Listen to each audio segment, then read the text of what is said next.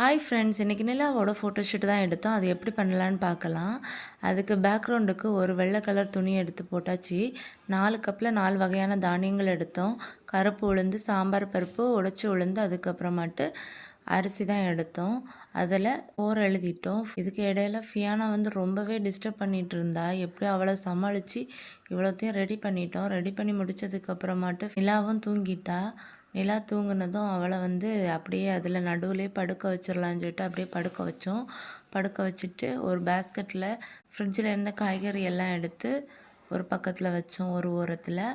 அதுக்கப்புறமா இன்னொரு பேஸ்கெட்டில் 4 தக்காளியும் நடுவில் ஒரு எலுமிச்சை பழமும் வச்சோம்.